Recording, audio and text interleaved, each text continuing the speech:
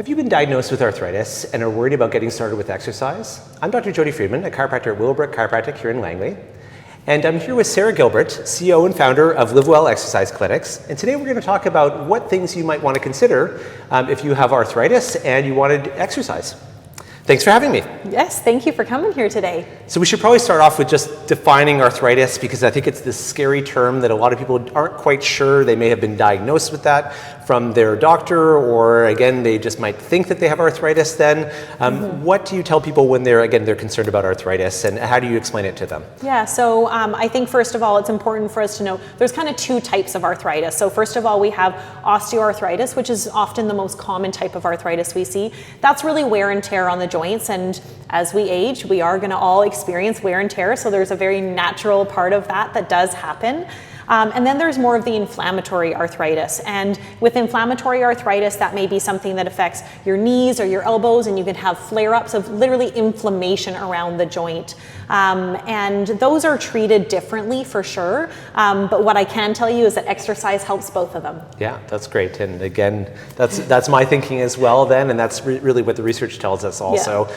So let's get started with osteoarthritis, the most common type of arthritis then, and what modifications are necessary, or again, what should people do from an exercise perspective? Yeah, first of all, I think that, sometimes our brain tells us that we have arthritis and we feel discomfort in our joints, and so the best thing to do is rest and do nothing, when that's actually the worst thing for the joint, because if we can kind of think about it as almost like a desert and that joint is just drying up more and more and more, whereas exercise actually brings lubrication and health to the joint. So movement of the joint is actually what we want to do, even though maybe our joint wants to be like a rebellious teenager and say no, we do have to overcome that, and movement is the solution. So we do have to battle our mind a little bit there, and then once we start to move, we do start to see, okay, this is feeling a lot better.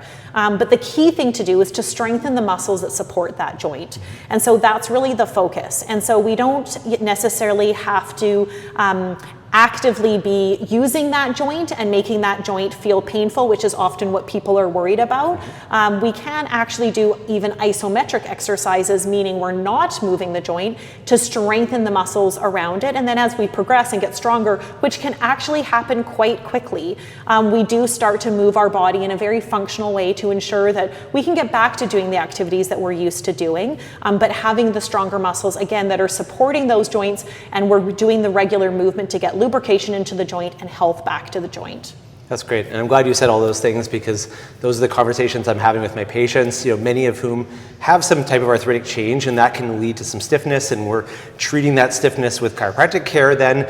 But again, as I tell everyone, that really, unless you are exercising and moving on a regular basis, it's hard to maintain the benefits of the treatment without that exercise component then. So, and so then let's talk a little bit about rheumatoid arthritis or other inflammatory arthritises as well, and what types of considerations that people should be making for exercise, or what types of things do you do here to be able to work with that then? Yeah, I think that probably the number one concern in that area is when we have flare-up. So how can I be consistent with my exercise? What happens if I flare up? Do I not exercise during that time?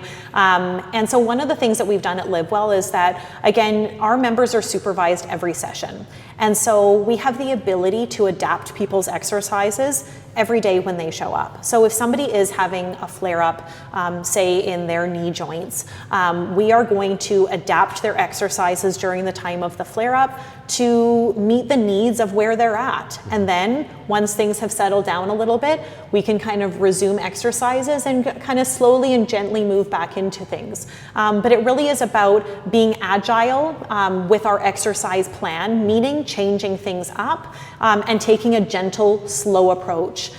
So we always say start low and move slow. And when I say move slow, I don't mean moving our body slow, I mean move slow in our progressions, because that's where we actually see the best outcomes with arthritis. Yeah, that's great. And thank you so much for all of that information. Then I certainly, again, my patients with arthritic change can really benefit from guided arthritis exercise then. Yeah. So if people were interested in Live Well, how should they reach out then? Yeah, so our members have really shared with us that the best way to come and experience what Live Well Exercise Clinic is all about is to just come and join us for a session. It's free. You can come in, work with a clinical exercise physiologist, get and understand what those custom exercises would be that you could do on a regular basis, and learn a little bit more about our program. And people can book that free session at livewellclinic.ca.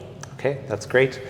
And if you have been diagnosed with arthritis and again having pain inside your back or knees or upper back and shoulders, then certainly reach out also to myself, Dr. Jody Freedman, or Dr. Robin Armstrong. We're always happy to help to find a solution for that.